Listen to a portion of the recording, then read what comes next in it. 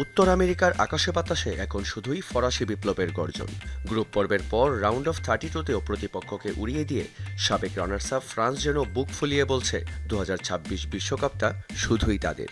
কিন্তু ফরাসিদের এই দাপটকে স্রেফ তুড়ি মেরে উড়িয়ে দিলেন এক 18 বছরের তরুণ সেন্সেশন লামিন ইয়ামাল। পরিসংখ্যান বলছে কিলিয়ান এমবাপ্পেদের ছন্দের সামনে খড়কুটোর মতো উড়ে যাচ্ছে সবাই। অথচ ইউরো চ্যাম্পিয়ন স্পেন প্রথম ম্যাচেই কেপ ভার্দের সাথে গোলশূন্য ড্র। পরের দুই ম্যাচ সৌদি আরবের বিপক্ষে 4-0 আর উরুগুয়ের বিপক্ষে 1-0 গোলের ঘাম ঝরানো জয়। মাঠের পারফরমেন্সে ফ্রান্স যখন আকাশে, স্পেন তখনও মাটিতে পা ঘষছে। কিন্তু তাতে কি, ড্রেসিং রুমে বসে হুঙ্কার ছাড়ছেন স্পেনের ফরওয়ার্ড ইয়ামাল। ফরাসিয়ানদের নিজ দল স্পেনের থেকে ভালো দল মানতে নারাজ এই বার্সা তারকা। ইউরোর পর থেকে ওরা তো আমাদের হারাতেই পারেনি, তাহলে ওরা আমাদের চেয়ে ভালো হয় কি করে?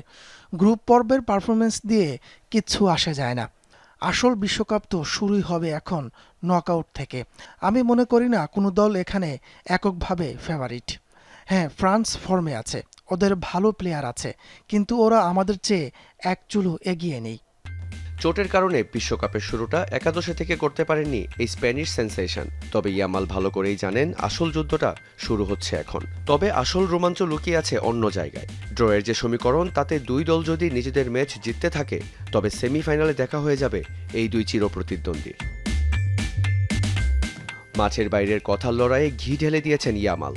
এখন দেখার বিষয় মুখোমুখি লড়াইয়ে মাঠের যুদ্ধে ফরাসিদের দর্প চূর্ণ করতে পারে কিনা এই বার্সা তারকা, নাকি ইয়ামালের এই ড্যামাক চূর্ণ করে শেষ হাসি হাসবেন এমবাপ্পে। রিয়ান রাফতি, যমুনা স্পোর্টস।